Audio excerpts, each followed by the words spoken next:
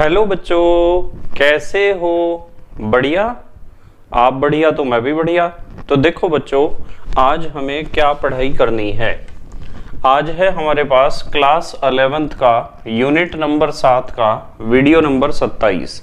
तो बेटे ये 7वीं यूनिट का 27वां वीडियो है और इससे पहले 26 वीडियो आपको प्लेलिस्ट में भी मिल जाएंगे, नीचे डिस्क्रिप्शन में भी मिल जाएंगे और कुछ समय बाद आई बटन में भी लिंक आ जाएगा, जहां आप यूनिट नंबर 7 को पूरा पढ़ सकते हो, समझ सकते हो और अपने सुंदर से नोट्स बना सकते हो, जो एग्जाम में आपकी बहुत ज़्यादा हेल्प करेंगे। इसी के साथ साथ नीचे डिस्क्रिप्शन में आपको पीडीएफ नोट्स का लिंक भी मिल जाएगा और आप पीडीएफ नोट्स के लिए टेलीग्राम पर भी सर्च कर सकते हो KMD सहारनपुर। तो देखते हैं आज का हमारा टारगेट क्या है। आज बेटे हमें बहुत इंपॉर्टेंट क्वेश्चन डिस्कस करना है। आज सबसे पहले हम डिस्कस करेंगे पीएच पैमाना या पीएच मान या पीएच स्केल या पीएच वैल्यू। तो एक तो हमें पीएच मान या पीएच वैल्यू के बारे में डिस्कस करना है कि इसका मतलब क्या होता है।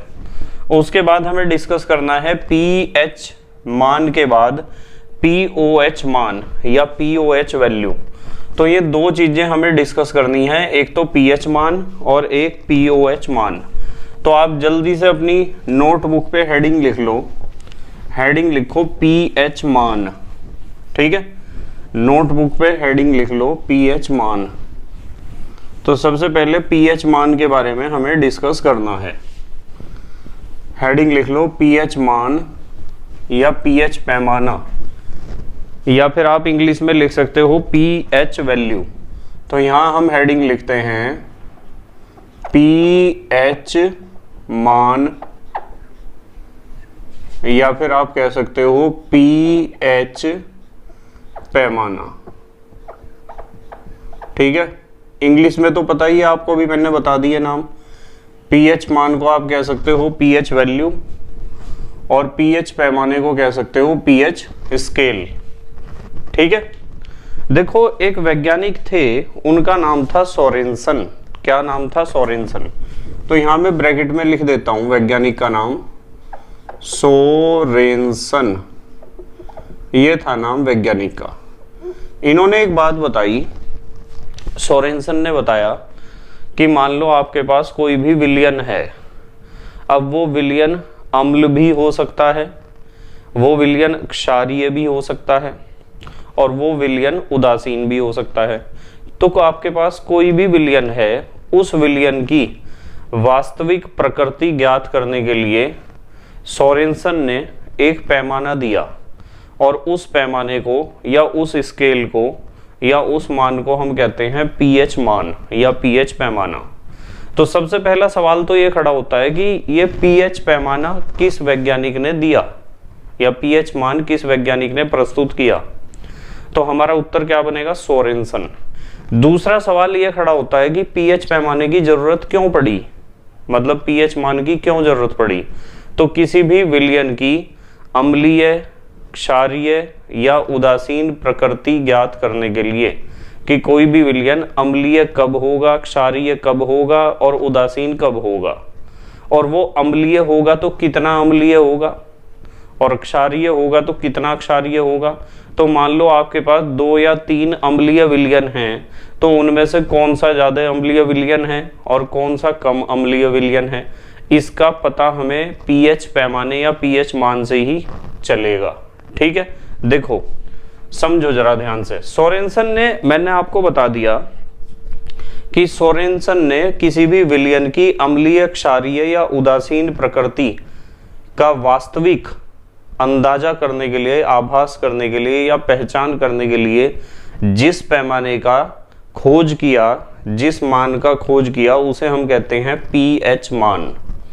अब ये परिभाषा तो हमें लिख के नहीं आनी एग्जाम में, ये तो हमारा इंट्रोडक्शन था कि पीएच मान क्या है, पीएच मान की क्यों जरूरत पड़ी और किस वैज्ञानिक ने पीएच मान की खोज करी, किस वैज्ञानिक ने इसके बारे में बताया।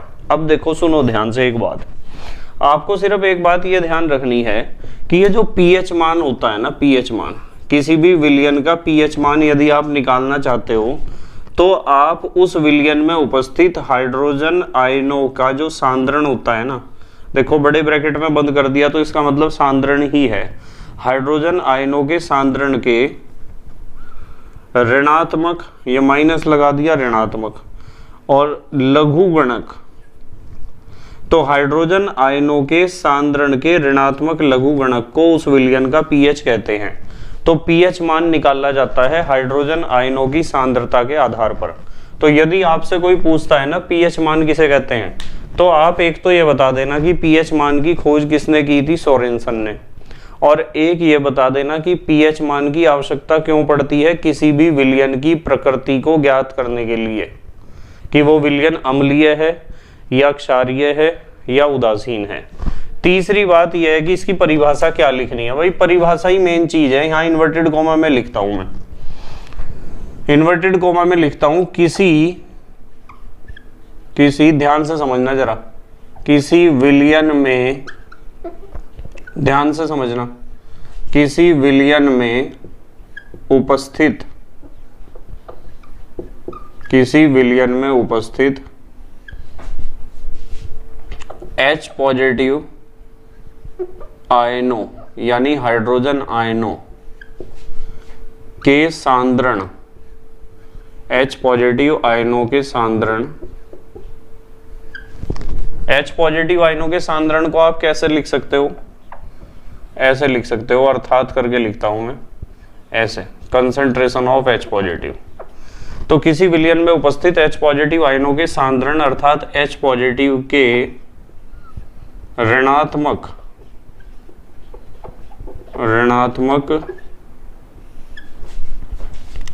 लघुगणक को,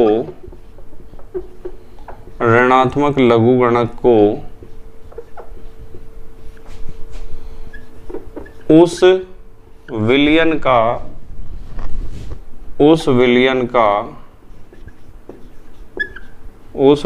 का क्या कहते हैं बताओ, उस विलयन का पीएच मान कहते हैं, उस विलयन का पीएच मान कहते हैं।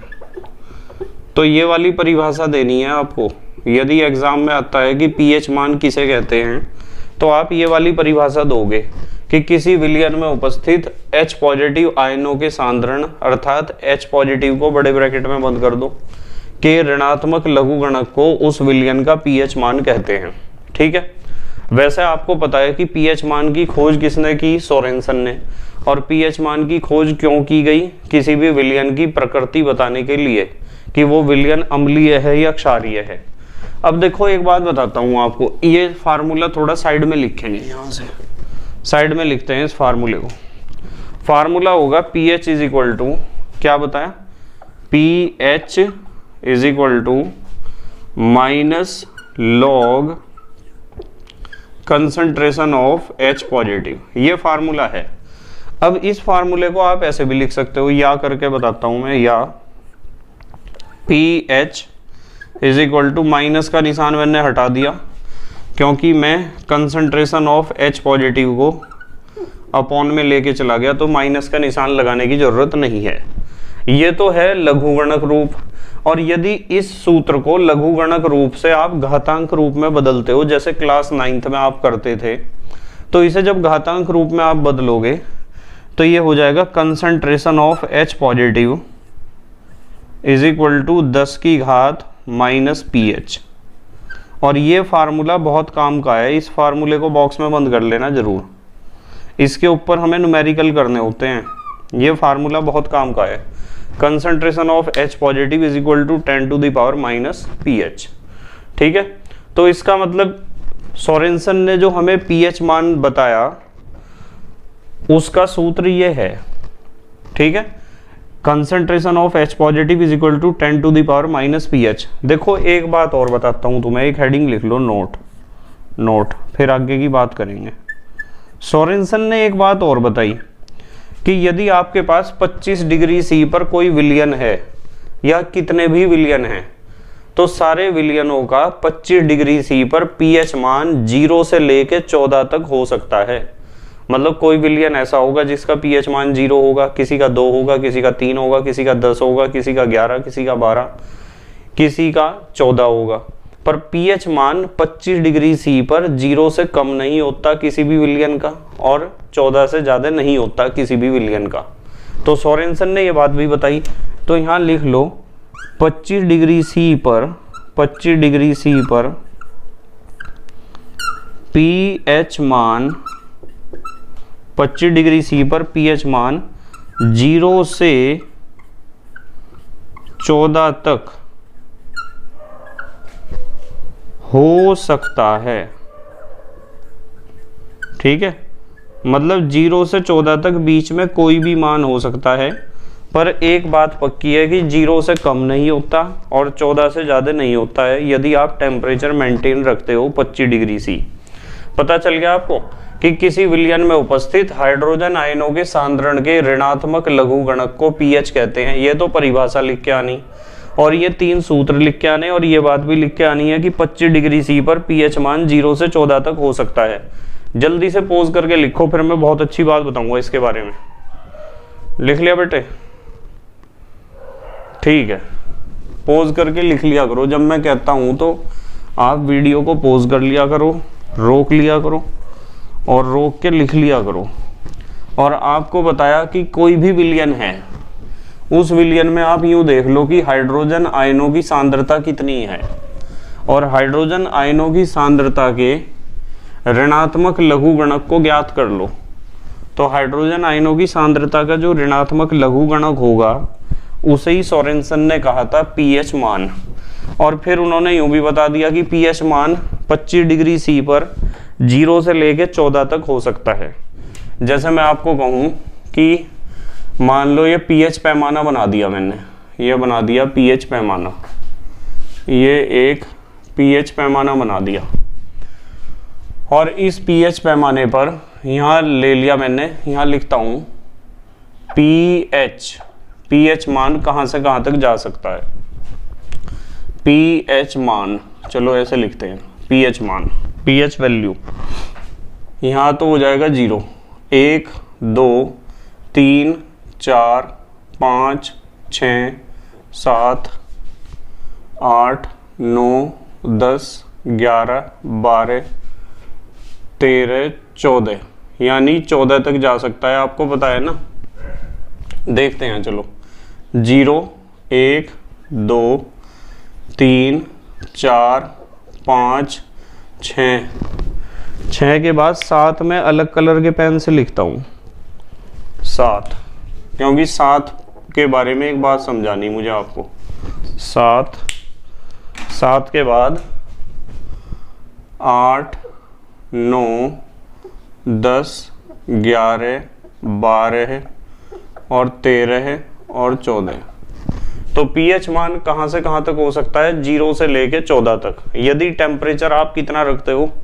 25 डिग्री सी, यहाँ लिख देता हूँ 25 डिग्री सी। यदि किसी विलयन का ताप 25 डिग्री सी है तो उसका पीएच मान 0 से लेके 14 तक हो सकता है। अब सोरेनसन ने बताया कि यदि कोई विलयन आपके पास ऐसा है जिसका पीएच मान 7 है, कितना है? 7, तो पक्की बात है कि वो विलयन उदासीन होगा। कैसा होगा? उदासीन। इस चीज को ध्यान रखना है सबको कि यदि किसी विलयन का पीएच मान 7 होता है तो वो विलयन कैसा होता है? उदासीन विलयन होता है। फिर उन्होंने बताया कि यदि किसी विलयन का पीएच मान 7 से कम है, यानी 6, 5, 4, 3, 2, 1, 0, तो वो विलयन अम्लीय विलयन होगा। कैसा होगा? अम्लीय। तो इस बात को भी लिख लेते हैं। चलो यहाँ लिखते हैं हम कि इधर जो है ना, इधर के सारे विलयन कैसे होंगे? अम्लीय होंगे, जिनका पीएच मान 7 से कम है। और मैं आपको एक बात और बताता हूँ कि इधर को जाने से अम्लीय प्रबलता बढ़ेगी।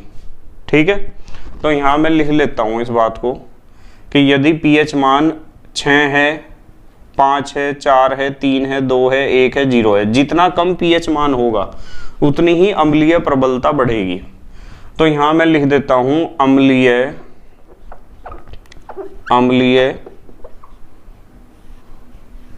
प्रबलता। अम्लीय प्रबलता बढ़ती है। मतलब पीएच मान जितना कम होगा उतना ही अम्ल आपका क्या होगा, प्रबल। मान लो आपके पास दो अम्ल हैं, एक का पीएच मान तो है 5 और एक का है पीएच मान 2। तो आपसे पूछा गया कि भाई 5 पीएच वाला अम्ल और 2 पीएच वाला अम्ल, इनमें से प्रबल अम्ल कौन सा होगा दोनों में, यदि एक दूसरे के साथ तुलना करें। तो जिसका पीएच मान कम होगा, जितना कम होगा उसकी अम्लीय प्रबलता उतनी ही ज्यादा होगी। जैसे यहाँ मैं आपको बताऊं, 5 पीएच वाला अम्ल और 2 पीएच वाला अम्ल, इन दोनों की जब तुलना करोगे तो जिस अम्ल का पीएच मान 2 है वो ज्यादा प्रबल अम्ल होगा। और फिर उन्होंने बताया कि यदि किसी विलयन का पीएच मान 7 से ज्यादा है तो वो विलयन होगा क्षारीय। कैसा होगा, क्षारीय होगा। और इधर को पीएच मान लो 9 है, एक का पीएच मान 13 है, तो जिस क्षार का पीएच मान 13 है वो ज्यादा प्रबल क्षार होगा। तो मैं यहां लिख देता हूं क्षारीय प्रबलता,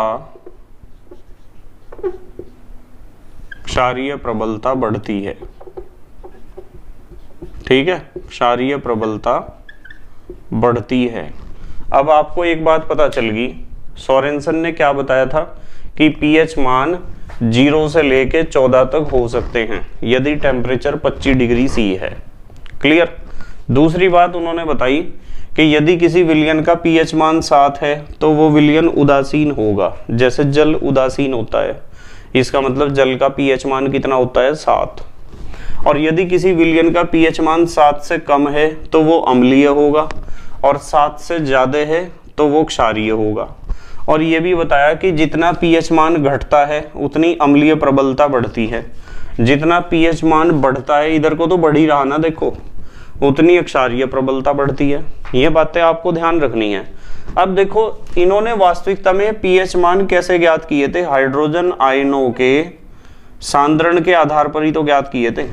तो यदि मैं हाइड्रोजन आयनों के सांद्रण के लिए भी एक स्केल बना दूं, इस तरह का एक पैमाना बना दूं यहां से यहां तक का, और ये 0 के लिए तो यहां निशान लगा दूं, 1 के लिए यहां लगाओ निशान, 2 3 4 5 6 के लिए यहां लगेगा और 7 के लिए यहां लगेगा, 8 9 10 11 12 13 और 14। और हाइड्रोजन आयनों का सांद्रण लिखना है यहाँ पर। तो मैं आपको कहूंगा कि यहाँ हाइड्रोजन आयनों का सांद्रण होगा 10 की घात 0, और यहाँ हाइड्रोजन आयनों का सांद्रण होगा 10 की घात -1, यहाँ हाइड्रोजन आयनों का सांद्रण होगा 10 की घात -2, और यहाँ होगा 10 की घात -3, और यहाँ होगा 10 की घात -4, 10 की घात -5, और ये होगा 10 की घात -6 मोल प्रति लीटर में है। ये किस में है, मोल प्रति लीटर में।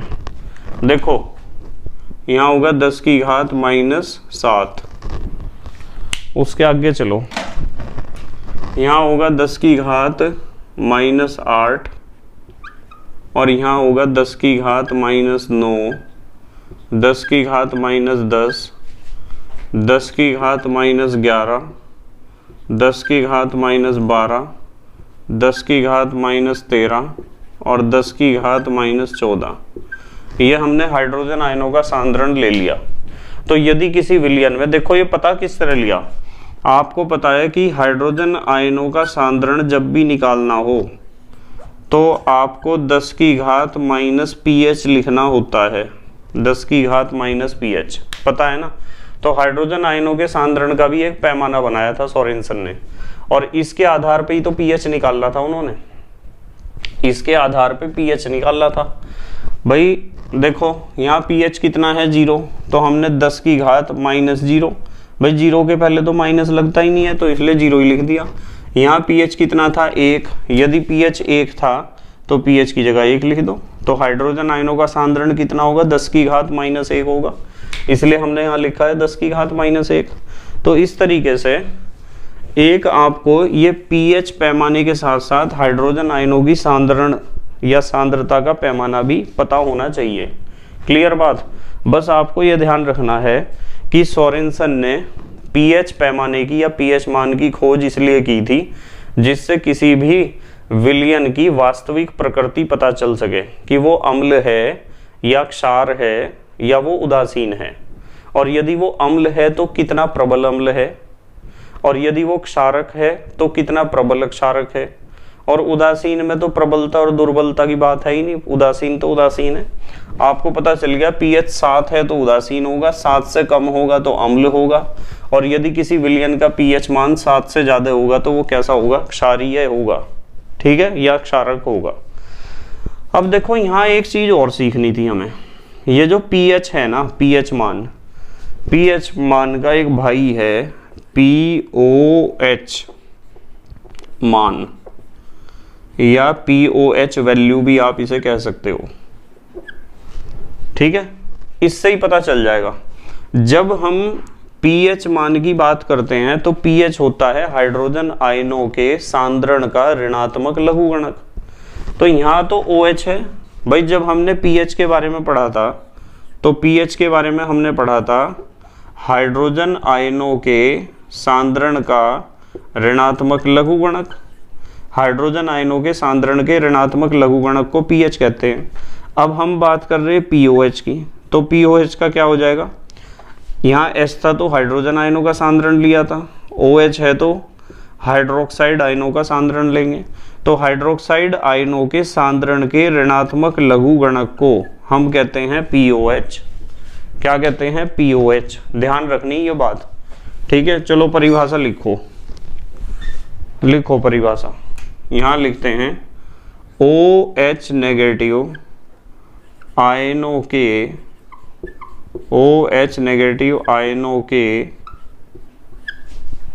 सांद्रण के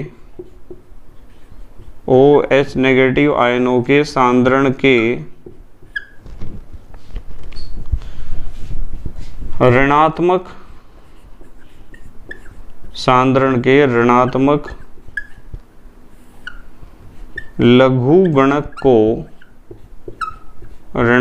लघुगणक को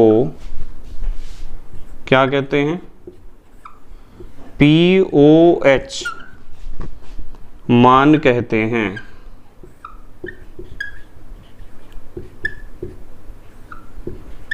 पीओएच मान कहते हैं, ठीक है।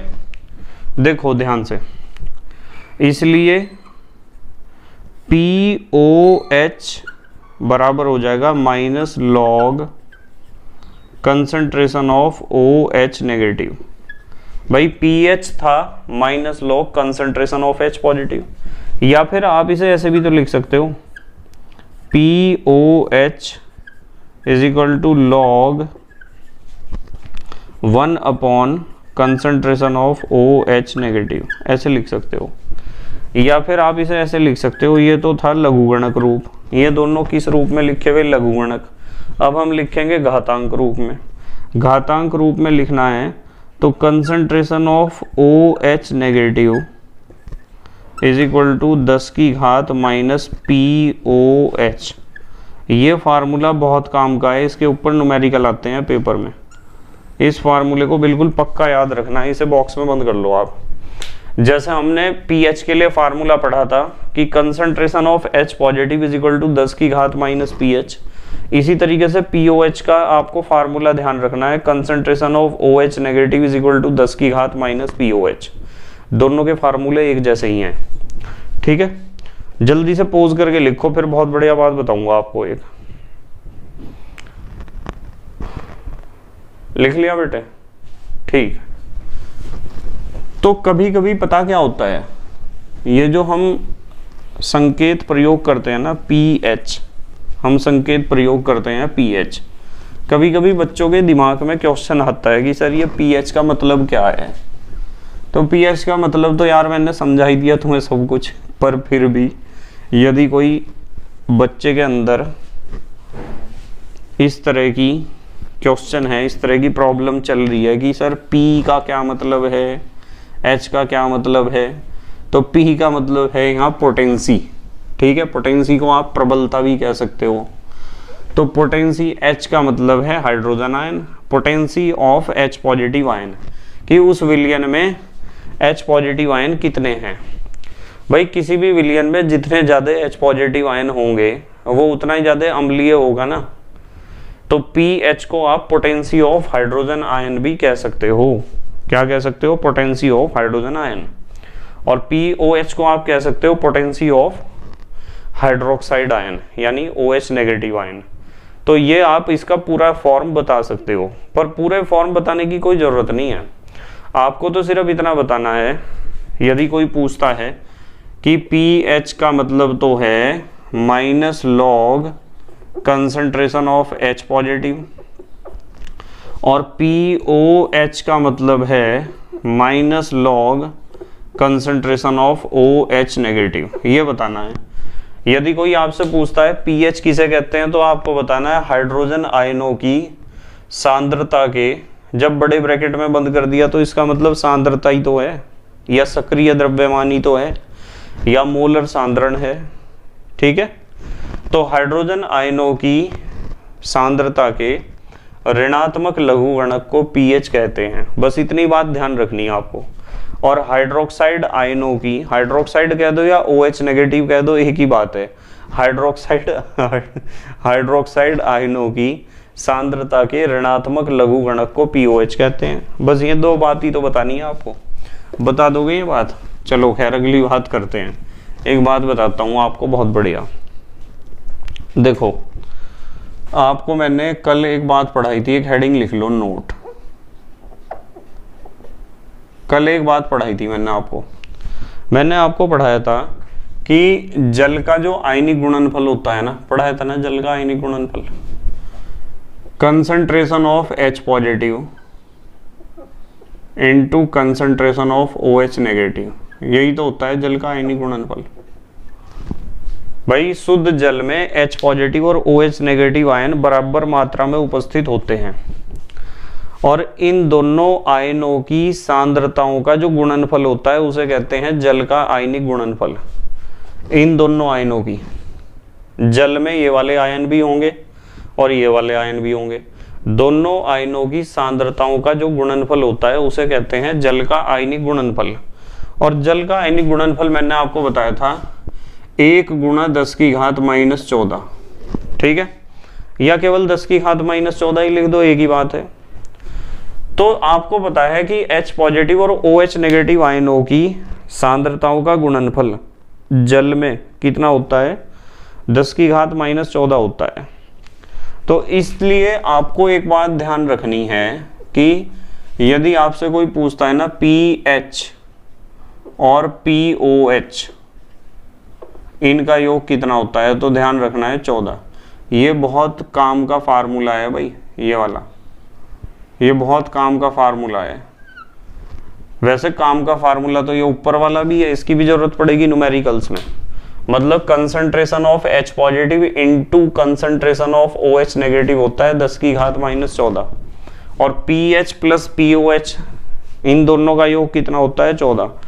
किस तरह जरूरत पड़ेगी? मान लो मैं कह दूं कि मेरे पास एक बीकर में एक विलियन भरा हुआ है, बीकर में यहाँ तक एक विलियन है और उस विलियन का pH मान दे रखा है उन्होंने 4। कितना दे रखा है? 4। और पूछा है कि इसका POH बताओ कितना होगा, तो बता दोगे? भाई आपको पता है PH और POH का योग कितना होता है? 14 होता है। जब pH 4 है तो POH कितना हो जाएगा? 10। तो इस तरह इस फार्मूले की हमें जरूरत पड़नी है। आपको कभी pH से निकालना पड़ेगा POH और कभी POH से निकालना पड़ेगा pH। तो ये ध्यान रखना, इस फार्मूले की हमें जरूरत पड़ सकती है। अच्छा देखो एक चीज और ध्यान रखना, आप दोबारा मैं एक बार बता दूं, एक हेडिंग लिख लो नोट। एक चीज और ध्यान रखनी है आपको। मान लो आपके पास कोई विलियन है और उस विलियन का pH मान बराबर है 7 के, उस विलियन का pH मान 7 है, तो समझ जाओ कि वो विलियन कैसा है। यदि किसी विलियन का pH मान 7 है तो वो विलियन कैसा होगा बताओ? उदासीन ही तो होगा। जब किसी विलियन का पीएच मान 7 होता है तो ऐसे विलियन को सोरेनसन ने कहा था कि वो उदासीन विलियन है, इसलिए उसका पीएच मान कितना है 7। और यदि पीएच मान छोटा हो 7 से, यानी 0, 1, 2, 3, 4, 5, 6, 6.1, 6.2, 6.3, 6.4, 6.8, 6.9, 7 से कितना भी छोटा है। यदि किसी विलियन का पीएच मान छोटा है 7 से, आपको पता है ना, छोटे की तरफ 1 लड्डू और बड़े की तरफ 2 लड्डू, ध्यान रखना। यदि किसी विलियन का पीएच मान 7 से छोटा है तो वो विलियन कैसा होगा बताओ? वो विलियन होगा अम्लीय, यानी वो एसिडिक सॉल्यूशन होगा, वो एसिड होगा जिसका पीएच मान 7 से छोटा हो। और यदि पीएच मान बड़ा है 7 से तो विलियन कैसा होगा? तो विलियन आपको पता ही है, क्षारीय होगा। क्षारीय कह दो या क्षारकीय कह दो, एक ही बात है, बेसिक सॉल्यूशन होगा। ठीक है। और एक चीज और ध्यान रख लो भाई, इसे भी मैं लिखवा ही दूंगा आपको, कि यदि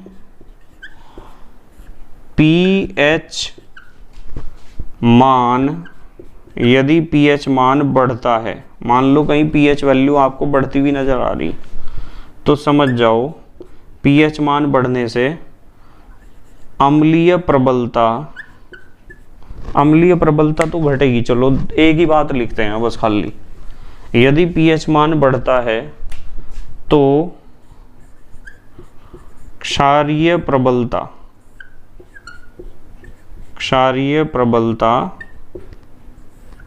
बढ़ती है। पीएच मान बढ़ेगा तो क्षारीय प्रबलता बढ़ेगी। और यदि पीएच मान घटेगा, मान लो पीएच मान घटता जा रहा, तो अम्लीय प्रबलता बढ़ेगी, अम्लीय प्रबलता बढ़ती है। ये 2 बातें भी ध्यान रखनी है आपको। अब जल्दी से हमारे देश के प्यारे प्यारे बच्चे पोज करके लिखेंगे, पोज करके लिखो बेटे, जल्दी से लिख लिया? ठीक है। तो बेटे मुझे उम्मीद है कि आपके समझ में जरूर आया होगा पीएच मान क्या है, किस वैज्ञानिक ने दिया, और क्या जरूरत थी उसे इस वैल्यू को या इस स्केल को या इस पैमाने को देने की, क्या जरूरत थी। ठीक है। बस मेहनत और ईमानदारी से पढ़ाई करते रहो और अपने हैंड रिटन नोट्स बनाते रहो। हैंड रिटन नोट्स बनाने बहुत ज़रूरी हैं। यदि आप अपने हैंड रिटन नोट्स बनाते रहोगे, मेहनत करते रहोगे, तो आप जिंदगी में बहुत जल्दी सफल हो जाओगे, इस बात की गारंटी है पूरी। और यदि ईमानदारी को तो रख दिया आपने मीलों दूर उठा के, और शॉर्टकट के चक्कर में पड़े हुए हैं आप, कि कोई ऐसा हमें सिस्टम मिल जाए कि ये 10 दिन में पूरा कोर्स खत्म हो जाए तो वो 10 दिन में जो कोर्स खत्म होगा ना, उसमें समझ में कुछ नहीं आने का बेटे। वो तो सिर्फ ये होगा कि हाँ कोर्स खत्म हो गया भाई, अब मैं निश्चिंत हूँ, पर उसमें से आपको आता कुछ नहीं होगा। तो 10 दिन में या 1 महीने में कोर्स खत्म नहीं हुआ करते हैं। कोर्स खत्म करने के लिए आपको हर एक टॉपिक को ढंग से पढ़ना होता है, समझना होता है, टाइम देना होता है। और यदि आप इसी तरीके से स्लो चलते रहोगे और स्टडी करते रहोगे तो आप सफल जरूर हो जाओगे। आपने सुन रखा है कहावत, slow and steady wins the race. ऐसा नहीं कि एक दिन में तो आपने दुनिया भर का काम कर लिया, 10 घंटे पढ़ लिए, और एक दिन फिर 10 दिन आगे गए ऐसे कि 10-10 मिनट भी नहीं पढ़े। आपको थोड़ा थोड़ा डेली पढ़ना चाहिए, बस इस चीज का ध्यान रखो। थोड़ा थोड़ा पढ़ो, डेली पढ़ो, पर डेली रूटीन में रखो पढ़ाई को अपने। यदि रूटीन में आप पढ़ते रहोगे ना तो जीत आपकी होगी, पक्की बात है बिल्कुल। ठीक है। तो thank you very much for watching this video. Okay, bye.